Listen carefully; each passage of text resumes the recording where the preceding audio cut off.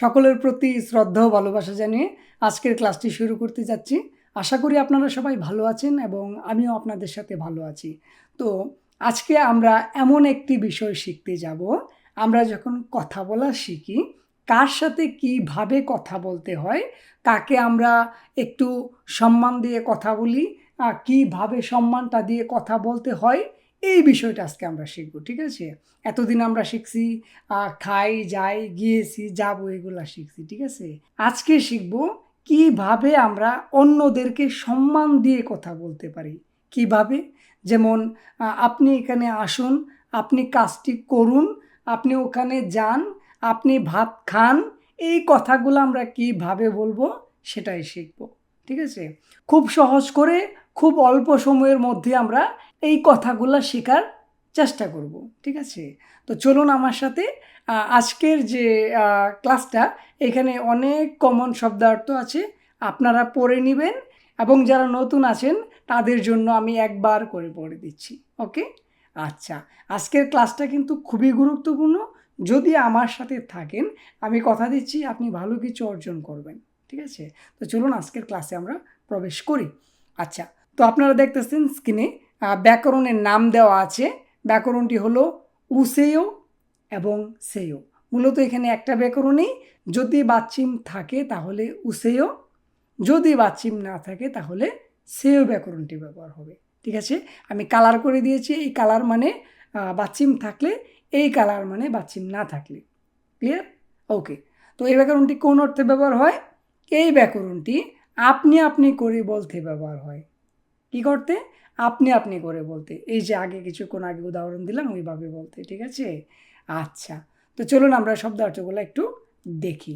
গাদা মানে যাওয়া, ওদা মানে আসা, মগদা মানে খাওয়া, সিদা মানে বিশ্রাম নেওয়া, হাদা মানে করা, যোদা মানে দেওয়া, বাদ্দা মানে গ্রহণ করা, দাদ্দা মানে বন্ধ করা, নাউদা মানে চলে আসা, মান্নাদা মানে দেখা করা, খিদারিদা অপেক্ষা করা, থাদা চড়া, মাসিদা পান করা, বেউদা শেখা, বনেদা পাঠানো, জাবদা ধরা, ইবদা পরিধান করা, ছাত্তা খোঁজা, ফালদা বিক্রি করা, খেয়াসানাদা হিসাব করা। এই যে কথাগুলা আমরা এখানে লিখলাম, শব্দার্থগুলা লিখলাম, এইগুলা তো মানুষ করে, আপনি করেন, তাই না? কোনো মানুষ করে।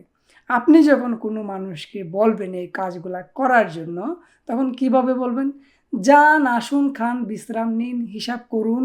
ঠিক আছে? এইভাবেই তো, তাই না? এই কথাটাই আজকে আমরা শিখব।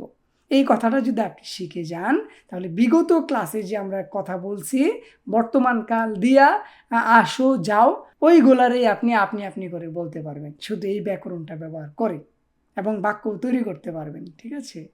তো চলুন আমরা এখানে একটা সিস্টেম দেখি যে ব্যাকরণটা কিভাবে আমরা ব্যবহার করব। ঠিক আছে? আচ্ছা, তো এই যে দেখুন, আমরা এখানে ব্যাকরণের ব্যবহার করেছি।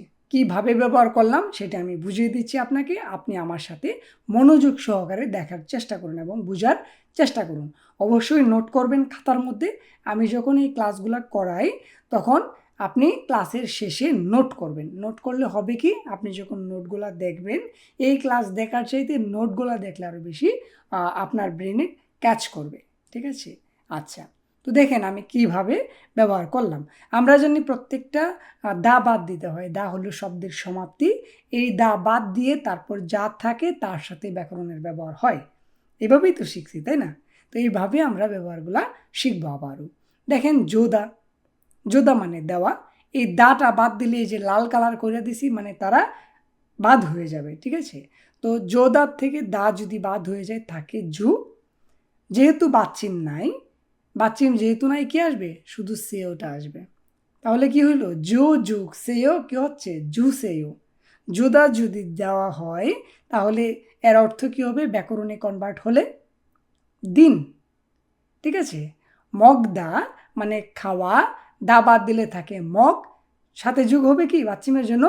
উসেও। এই যে উসেও ব্যবহার হবে, তাহলে কি হচ্ছে? মগুসেও।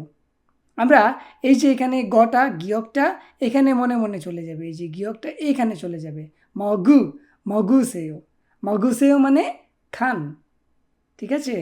আচ্ছা, তারপরে কি আছে, মাসিদা, মাসিদা মানে পান করা, দা বাদ দিলে কি থাকে, মাসি, যেহেতু বাচিম নাই সেহেতু সেও, কি হচ্ছে তাহলে, মাসি সেও, মাসিদা মানে পান করা, আমি যখন এই ব্যাকরণে ব্যবহার করলাম তারপর কি হলো, মাসি সেও, অর্থটা কি দাঁড়াচ্ছে, পান করুন, ঠিক আছে।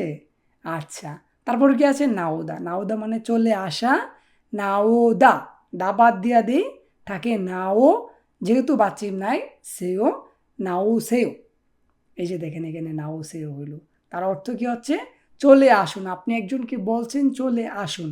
একটা জিনিস ভাবেন তো আমার সাথে, এই যে যাওয়া আসা, খাওয়া, বিশ্রাম নেওয়া, করা, দেওয়া, গ্রহণ করা, কে করে, কেউ তো একজন করে, হয়তো আমি করি নয়তো অন্যজন করবে, আমি যখন করব কেউ আমাকে বলবে, আমি যখন কাউকে বলবো তখন আমি এইভাবে বলবো, খান, যান, বসুন, আসুন, দেখুন, এইভাবে, ঠিক আছে। তো দেখলেন তো আমরা কত সহজ করে ভাষাগুলো আয়ত্ত করার চেষ্টা করতেছি, একমাত্র দীপু ভাই পারে আপনাকে সহজ ওয়েতে ভাষাটাকে আয়ত্ত করিয়ে দেওয়ার, ঠিক আছে। আপনি ভাইয়ের সাথে থাকুন, আমি সবসময় কথা দেই যে আপনি ভালো কিছু অর্জন করবেন আমার সাথে থাকলে। আচ্ছা, তো সর্বশেষ কি আছে, ছাত্তা, উচ্চারণটা ছাত্তা, এই ডাটা যদি বাদ দিই তাহলে তাকে ছাত, ঠিক আছে, ছাত। আবার ছাজও কিন্তু হয়, কখন হয় সেটা আমি বুঝিয়ে দিব, ছাত, এই ছাতের সাথে উসেও ব্যবহার হবে, যেহেতু বাচ্চি মাছের জিয়ত, ঠিক আছে। এই উসেও যদি ব্যবহার হয় কি দাঁড়ায়, ছাজু সেও, এইখানে হয়ে গেছে ছাজু সেও, ঠিক আছে। আগে পড়ছি ছাত্তা, যখন সিঙ্গেল থাকবে তখন থাকবে ছাত্তা, যখন সেটা ব্যাকরণে রূপ নেবে তখন উচ্চারণ হবে ছাচ, ঠিক আছে। ছাজু সেয়, ছাজুল কইও, ছাজাসয়, ঠিক আছে। তো এইভাবে আমরা ব্যবহার করব। ছাত্তা মানে খোঁজা, কে খুঁজবে, আমি কাউকে বলবো খুঁজতে, খুঁজুন, ছাজু সেয়, খুঁজুন, ঠিক আছে, এই যে খুঁজুন।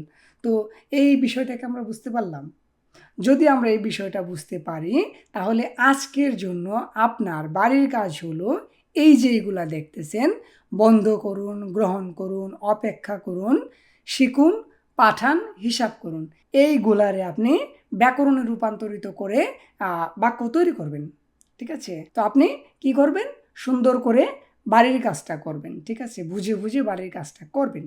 তো আশা করি আমরা একটি সহজ ক্লাস করলাম, সহজেই বুঝতে পারলাম। যদি আমরা বুঝতে পারি, এগুলো সহজ শব্দার্থ সবসময় নিয়ে কথা বলি, কেননা আজকের ক্লাসের জন্য এই কথাগুলো আনতে হবে, তা না হলে কিন্তু আপনি বলতে পারবেন না। দেখুন, এই যে কথাগুলো, এগুলো আমরা বাংলাদেশেও বলি, কোরিয়াতেও বলতে হবে, বিশ্বের সব জায়গায় বলতে হয়। তো এর বাইরে যা আছে তাও শিখবো, কিন্তু আজকের ক্লাসের জন্য এগুলো নিয়ে আসলাম, ঠিক আছে। ঘুরায় ফিরায় কিন্তু এগুলোই বেশি ব্যবহার হয়।